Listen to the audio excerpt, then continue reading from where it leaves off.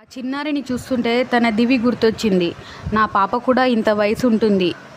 లేదు లేదు కొంచెం నా కూతురు పెద్దది కదా అనుకున్నాడు. నా దివిని నేనంటే చాలా ఇష్టం. నెల పాపగా ఉన్నప్పుడే ఎవ్వరి దగ్గరికి పోయేది కాదు. నేను ఎత్తుకుంటేనే ఊరుకునేది. చూడరా నీ కూతురు నేను ఎత్తుకుంటే ఎలా ఏడుస్తుందో అని భువన్ దివిని నా చేతిలో పెట్టాడు. నీ కూతురికి ఏం పేరు పెడుతున్నావురా అని అడిగాడు. నా బంగారు తల్లి నా కోసం దివి నుంచి దేవతలా దిగి వచ్చింది. అందుకే తన పేరు దివి సూర్యనారాయణ అని పెట్టాను అని చెప్పాడు. నీ కూతురు పేరు ఎంత బాగుందిరా. దివి చెవిలో భువన్ దివి దివి దివి అని 3 సార్లు పిలిచాడు. దివి సూర్య చేతిలో ఉండి నవ్వుతూ కాళ్ళు చేతులు ఆడిస్తూ సూర్యను చూసింది. అరే ఈ పేరు దీనికి నచ్చిందిరా అన్నాడు భువన్. సూర్య తన పాపను తన హృదయానికి హత్తుకొని నచ్చిందారా అంటూ ముద్దు చేశాడు. దివి వెన్నెల కురిసినట్టు నవ్వింది. దివి గురించి ఆలోచనలతో ఉన్న సూర్య ఒకసారి దివికి ఫుల్ ఫీవర్ అని ఫోన్ వచ్చింది. కానీ నేను ఊర్లో లేను ఆ టైంకి. నా కోసం ఎదురు చూస్తూ దివి ఏడుస్తుందని భువన్ చెప్పాడు. ఎవరు ఎత్తుకున్నా ఊరుకోవట్లేదు. గుక్క పెట్టి ఏడుస్తుందిరా, హాస్పిటల్ అంతా వినిపిస్తుంది పాప ఏడుపు అన్నాడు భువన్. పాపకు కావలసిన వాళ్ళు ఎవరు లేరా అని అడిగాడు డాక్టర్. వస్తున్నాడు డాక్టర్ అని భువన్ చెప్పాడు. తర్వాత త్వరగా రమ్మనండి, పాపకు ఎంత చేసినా పేరెంట్స్ వాళ్ళు ఉంటేనే పాప ట్రీట్మెంట్ పనిచేస్తుంది అన్నాడు డాక్టర్. త్వరగా రారా, నీ బిడ్డ హాస్పిటల్ డ్రాప్ లేపేస్తుంది. దివిని జాగ్రత్తగా చూసుకోరా, నేను వస్తున్నాను అన్నాడు సూర్య. నాకు కంగారుగా ఉంది, లాంగ్ జర్నీ, వచ్చేసరికి లేట్ నైట్ అవుతుంది. నేను పాప పక్కనే ఉన్నాను, అయినా డాక్టర్ దివికి ట్రీట్మెంట్ ఇస్తున్నారు. ఈ మాత్రం జ్వరం వస్తే నువ్వు ఎందుకు అలా టెన్షన్ పడుతున్నావు? అవసరం లేదు. అతని మనసు వెళ్ళినంత స్పీడ్గా తన ప్రయాణం చేసే బస్సు వెళ్ళట్లేదు. బస్సు మీద కోపం వచ్చింది. ఎలాగో అలా బస్సు భారంగా తీసుకెళ్లి గమ్యస్థానంలో దించింది. హాస్పిటల్కి వెళ్ళాడు. ఏడ్చి సొమ్మసిల్లిన దివిని చూసి సూర్య తను మెడికో అని మర్చిపోయి దివి పక్కన కూర్చున్నాడు ఏడుస్తూ. భువన్ దగ్గరికి వచ్చి ఏంట్రా చిన్న పిల్లాడిలా, దివికి ఏమీ కాలేదు, నీ మీద బెంగతో జ్వరం తెచ్చుకుంది. నువ్వు వచ్చావుగా, తెల్లవారేసరికి జ్వరం తగ్గిపోతుంది చూడు. సూర్య లేచి నిలబడి భువన్ను గట్టిగా కౌలించుకొని థ్యాంక్స్ రా అన్నాడు. అతని మనసు కృతజ్ఞతతో నిండిపోయింది. థ్యాంక్స్ అంట థ్యాంక్స్, ఎవరికి రా థ్యాంక్స్ చెప్తున్నావు అన్నాడు భువన్. సిస్టర్ కొద్దిసేపు మేము బయటికి వెళ్తాం, మీరు పాపను చూసుకోండి అన్నాడు రిక్వెస్ట్గా భువన్. పదరా బయటికి వెళ్ళి టీ తాగుదాం. లేదురా నేను రాను దివిని విడిచి. పాపకేం కాదురా, పాప బాగుంది. నువ్వు ఉదయం నుంచి ఏం తినలేదు కదా, ఆ మొహం చూడు ఎలా ఉందో. ఏదైనా తిందు పద, బయటికి వెళ్దాం. కాసేపైతే ఆ క్యాంటీన్ క్లోజ్ చేస్తారు అన్నాడు భువన్. దివి కళ్ళు తెరవని, నాకు ఏం వద్దు. తను లేచి నన్ను చూసే వరకు నేను ఇక్కడే కూర్చుంటాను. దివికి ఏం కాదు, ఎందుకంత భయపడుతున్నావు అన్నాడు భువన్. నాకు తెలుసు దివికి ఏం కాదు, కానీ కళ్ళు తెరిచి నన్ను చూస్తే దివి రిలాక్స్ అవుతుంది అన్నాడు. అలా మాట్లాడుతుంటే పాప ఏడుపు వినిపించింది. తొందరగా పాప దగ్గరికి వెళ్ళాడు సూర్య. దివి బంగారం ఏంట్రా, నేను వచ్చాను, ఎందుకు ఏడుస్తున్నావు అన్నాడు తల నిమురుతూ. నాకేసి చూడు అంటూ గుండెలకు హత్తుకున్నాడు. పాప ఏడుపాపి సూర్యని చూసింది. నేను ఎక్కడికి వెళ్ళను, భయపడకురా, దివిని ఊరడిస్తూ జో కొట్టాడు. నర్సు వచ్చి పాపకు సిరపులు తాగించి వెళ్ళింది. సూర్య మాటలు వింటూ పాప పడుకుంది. ఎవరు దివి? కంట్రోల్ లేకపోయారా సూరి? పాప ఏడ్చి సొమ్మసిల్లింది. ఓ పక్కన జ్వరం, ఏడుపు. దివి అంటే అంత ఇష్టం ఉన్నవాడివి ఇంత చిన్న పాపను విడిచి ఎందుకురా ఆ అమెరికాకు వెళ్తాను అంటున్నావు? నాకు అర్థం కావట్లేదురా అన్నాడు భువన్. దివి చాలా చిన్నది, కానీ తప్పదు, తనని విడిచి వెళ్ళాలి.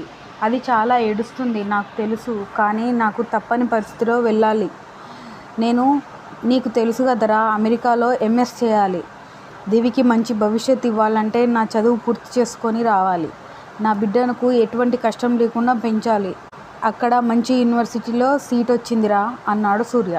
తన దివిని విడిచి అమెరికాకు వెళ్ళిన పరిస్థితులను గుర్తు చేసుకుంటూ ఇండియాకు తిరిగి వచ్చేది. తన కూతురికి ఏమైందో ఇన్ని సంవత్సరాల నుండి వెతికిస్తున్నా దివి దొరకలేదు. నా చిన్ని దేవత, నా ఆశాదీపం కోసం ఎన్ని కలలు కన్నాను. తనను పెంచి పెద్ద చేసి తను ఏది కోరుకుంటే అది ఇవ్వాలని, ఏం చదవాలంటే అది చదివించాలని, తన కలలను నెరవేర్చాలని నేను కలలు కన్నాను. ఇలా దూరం చేసుకుంటాను అనుకోలేదు. నాకు దివి దూరం అవుతుందని తెలిస్తే దివిని విడిచిపెట్టి వెళ్ళేవాడినే కాదు. ఒక్క క్షణం కూడా ఇండియాలో వేస్ట్ చెయ్యను. తిరిగి అమెరికాకు వెళ్ళేసరికి నా కూతురు ఎక్కడున్నా వెతికి పట్టుకోవాలి అని గట్టిగా నిర్ణయించుకున్నాడు. ఊర్లో ఫ్రెండ్స్ అంతా సూర్యని తీసుకురావడానికి అనుకున్నట్లుగానే మరునాడు సాయంత్రం అన్ని పనులు కంప్లీట్ చేసుకొని చీకటి పడుతుందనగా బంటు ఇంటికి వచ్చారు. వాళ్ళ వెహికల్ అక్కడికే వస్తుంది. ఏరా బంటు, బండి ఎక్కడుంది, కాల్ చేసి కనుక్కో అన్నాడు విన్ను. చాలాసార్లు కాల్ చేశాను, కాల్ ఎత్తడం లేదు వాడు అంటూ విసుక్కుంటూ మళ్ళీ కాల్ చేశాడు బంటు. ట్రావెల్స్ సత్తి కాల్ లిఫ్ట్ చేశాడు. ఒక 10 నిమిషాలు ఇయ్యన్నా, వస్తుంది బండి అన్నాడు. వెయిట్ చేస్తూనే ఉన్నాం కదరా, 10 నిమిషాలు దాటి చాలాసేపు అవుతుంది, ఇంకా ఎంతసేపు రా అన్నాడు. స్టార్ట్ చేసే పని ఏంట్రా అన్నాడు టెన్షన్గా బంటు. ఏం టెన్షన్ పడకన్నా, వచ్చేస్తాం. కొద్దిసేపటికి బండి వచ్చింది. బండి మొదలయ్యి కొద్దిసేపటికి ఏరా మందు తీయమంటారా బయటికి అన్నాడు బంటు. అందుకు ఫ్రంట్ సీట్లో ఉన్న భువన్, విన్ను రేపు చూసుకుందాం, జర్నీలో సేఫ్ కాదు, మీరు ఎంజాయ్ చేయండి అంటూ డ్రైవర్ పక్కన కూర్చున్నారు. మీరు ఎంజాయ్ చేయండి అంటూ వాళ్ళు ఎంజాయ్ చేస్తుంటే డ్రైవర్తో మాట్లాడుతూ కూర్చున్నారు. వాడి కోసమేమైనా తీసుకెళ్తే బాగుంటుందారా అన్నాడు విన్ను. ఏం తీసుకెళ్తే బాగుంటుంది అని ఇద్దరు ఆలోచనలో పడ్డారు. కొంత సమయం తర్వాత సూర్య ఫ్లైట్ ల్యాండ్ అయింది. బ్యాగ్స్ తీసుకొని ఎయిర్పోర్ట్ నుండి బయటికి వచ్చి భువన్కి కాల్ చేశాడు. భువన్ ఎత్తలేదు. అటు ఇటు చూస్తూ క్యాబ్ బుక్ చేద్దామని చూసేసరికి దూరం నుంచి బ్యాండ్తో డాన్స్ చేస్తూ చేతిలో పెద్ద పూలమాలతో భువన్, బంటు ఇంకా విన్ను వాళ్ళందరూ తన వైపే నడుస్తూ కనిపించారు. ఒక్క క్షణం సూర్యకు ఏం అర్థం కాలేదు. తేరుకొని వాళ్ళ దగ్గరికి వెళ్ళి అందరినీ హగ్ చేసుకున్నాడు. తీసుకొచ్చిన పూలదండ తీసి సూర్య మెడలో వేశారు. ఒలింపిక్ సంవత్సరాలు రాలేదు కదరా, అందుకే నీకు పనిష్మెంట్ అన్నాడు భువన్. సూర్య, ఇది నీ ఐడియానే కదరా భువన్, నాకు తెలుసురా, నువ్వెప్పుడు నన్ను టెన్షన్ పెడతావు. అందుకు విన్ను నవ్వుతూ, ఈ పూలదండ మాత్రం వాడేదేరా ఐడియా. పూలదండ సూర్య తీయబోతుంటే అందరూ నో పూలమాలతోనే నువ్వు మాతో రావాలి అంటూ గట్టిగా అన్నారు. సూర్య బ్యాగులు తలా ఒకటి పట్టుకొని సూర్యాన్ని తీసుకొని వాళ్ళు వచ్చిన వెహికల్ ఎక్కించారు. వీడిని చూడక ఎన్ని రోజులైందిరా, రోజులు ఎక్కడా సంవత్సరాలు అయిందని ఒకరు, వీడు బక్కగా అయ్యాడని ఒకరు, లేదు బాగా లావయ్యాడరా అని ఒకరు, ఏంట్రా గడ్డం వీడు దేవదాసులా తయారయ్యాడు అని కొందరు. అలా వాళ్ళు మాట్లాడుతుంటే సూర్య వాళ్ళ మాటలను సంతోషంగా వింటూ వారు అడిగే ప్రశ్నలకు సమాధానాలు చెప్తూ జర్నీ చేస్తున్నారు. విన్ను డ్రైవర్తో ఏదైనా దాబా చూసి ఆపు అన్నాడు. ఇప్పుడేం వద్దురా, నాకేం తినాలని లేదు అన్నాడు సూర్య. తినకురా, బిల్లు గడుదువు కానీ మాతో రా అన్నాడు బంటు. అలా ఒక దాబాలోకి వెళ్ళి కూర్చున్నారు అందరూ. ఫుడ్ ఆర్డర్ తీసుకోవడానికి బేరర్ వచ్చి ఏం కావాలన్నా అని అడిగాడు. ఎవరెవరికి ఏం కావాలో ఆర్డర్ చేశారు. అలా మాట్లాడుతూ ఉండగా వెనుక నుండి సూర్యని ఆకాష్ వచ్చి గట్టిగా పట్టుకున్నాడు. ఎలా ఉన్నావురా అంటూ.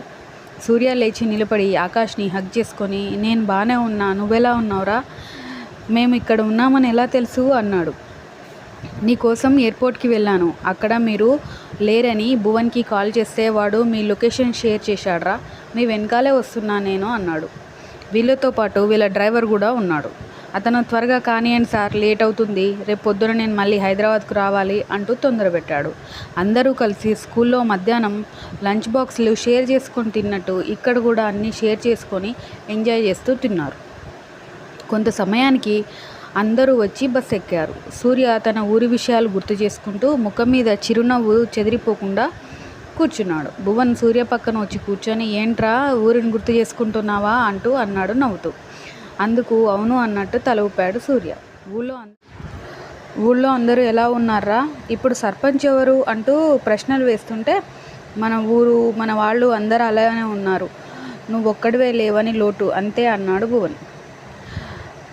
అలా చాలాసేపు ప్రయాణం సాగింది. అందరూ ఎంజాయ్ చేసి అలసిపోయి ఎవరి సీట్లలో వాళ్ళు నిద్రపోతున్నారు.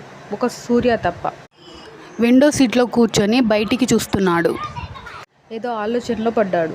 కొన్ని గంటల పాటు ప్రయాణం అయ్యాక ఊరికి దగ్గరగా వస్తున్నాం అన్నప్పుడు సడన్గా బస్సు ఆగిపోయింది. డ్రైవర్ వచ్చి సార్ మీరంతా ఒకసారి దిగి బస్సు నెట్టాలి సార్, లేకపోతే అది స్టార్ట్ కాదా అన్నాడు. ఇంతసేపు తోసినా అది మాత్రం స్టార్ట్ కావట్లేదు. ఏం బండి బుక్ చేశావురా బంటు అని అందరూ అన్నారు. ఇంతలో బండి స్టార్ట్ అయింది. అందరూ ఫుల్ హ్యాపీ, ఏదో సాధించినట్టు అని అందరూ ఎక్కి కూర్చున్నారు. కొంత దూరం నడిచిందో లేదో మళ్ళీ ఆగిపోయింది. తోసినంతసేపు కూడా బండి నడవకపోతే ఎందుకురా ఈ బండి తీసుకురావడం బంటు అన్నాడు. నాకేం తెలుసు ఈ బండి గురించి, ఇది ఇలా ట్రబుల్ చేస్తుందని ట్రావెల్ సత్తికి ఫోన్ చేశాడు బంటు. వాడు అలవాటు ప్రకారం ఫోన్ ఎత్తలేదు. డ్రైవర్ వచ్చి సార్ అన్నాడు. చెప్పకు, మాకు అర్థమైంది అన్నాడు విను. నేను బస్సును తోయను, నా వల్ల కాదు అని తన సీట్లో కూర్చొని లేవకుండా అన్నాడు బంటు. వావ్ సార్, ఇంకా ఏమనిపిస్తుంది చెప్పండి అన్నాడు వరుణ్.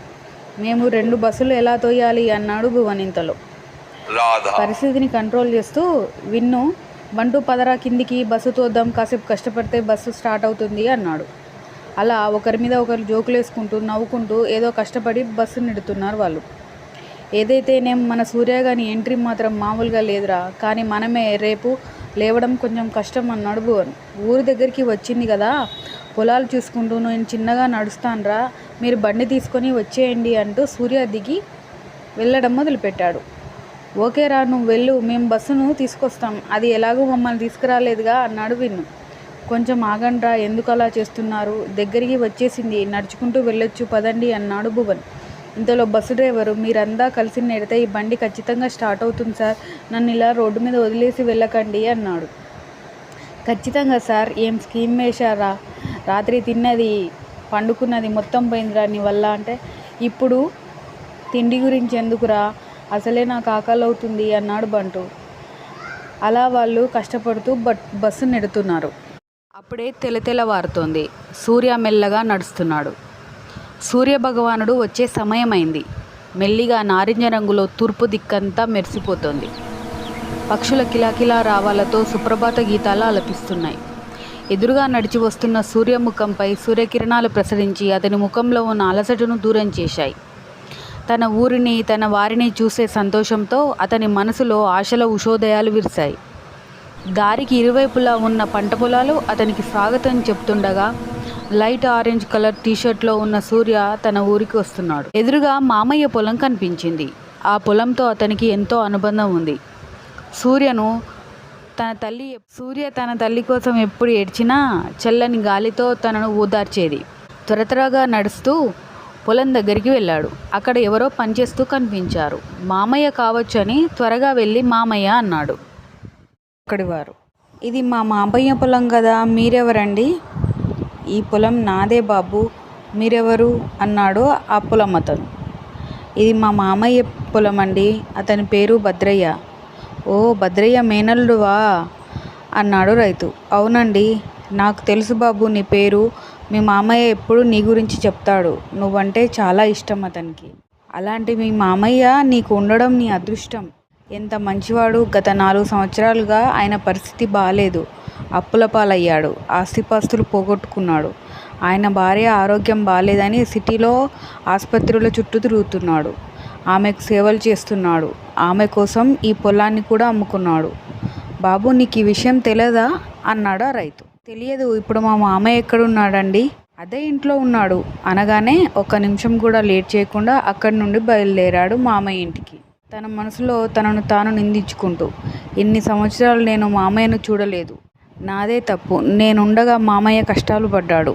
అమ్మలాంటి పొలాన్ని అమ్ముకునే పరిస్థితి వచ్చిందంటే ఎంత కష్టం వచ్చిందో మామయ్యకు. తను కష్టకాలంలో ఉన్నప్పుడు నేను తోడుగా లేను. 5 సంవత్సరాలుగా నేను ఇక్కడ లేను. ఎన్ని మార్పులు జరిగాయి. ఒకవేళ నేను ఇక్కడ ఉంటే ఈ పొలాన్ని అసలు అమ్మనిచ్చేవాడిని కాదు. మామయ్యకు ఏ కష్టం లేకుండా చూసుకునేవాడిని. ఎందుకు అనవసరంగా నా వాళ్లకు అంత దూరంగా వెళ్ళాను? ఏం సాధించానో ఏం పోగొట్టుకున్నానో అర్థం కావడం లేదు. సూర్య చిన్నతనంలో మామయ్య వాళ్ళ ఇంట్లో ఉండేవాడు. మామయ్యకు సూర్య అంటే చాలా ఇష్టం. కానీ అతని భార్యకు భయపడేవాడు. ఆమె పేరు శాంతి.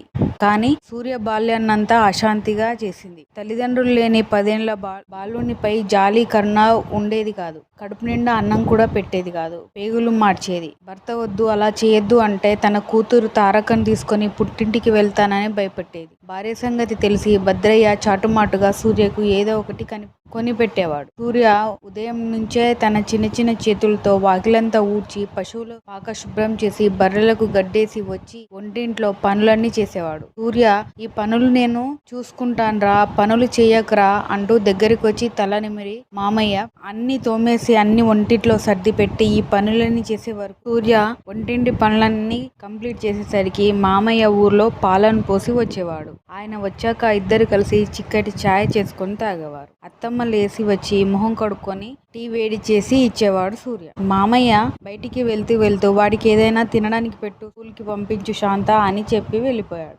మామయ్య వెళ్ళగానే, ఎక్కడి నుంచి వస్తున్నాయి పైసలు, ఇంటి మీద పడి తినడానికి బతున్నావురా నువ్వు అంటూ లోపలికి వెళ్ళిపోయింది. లోపలికి వెళ్ళి తారను నిద్రలేపి, స్కూల్కి టైం అవుతుంది, సూర్యగాడు స్కూల్కి వెళ్తున్నాడు చూడు అంటూ కిటికీ నుంచి సూర్యను చూపించింది. చిన్నారి తార అమ్మను ఒకసారి గట్టిగా పట్టుకుని బయటికి వెళ్ళి, ఎప్పుడైనా ముందు తయారవుతాడు స్కూల్కి అంటూ టకటక మొహం కడుక్కొని స్నానం చేసి వచ్చి అమ్మ దగ్గర జడ కోసం వచ్చి నిలబడింది.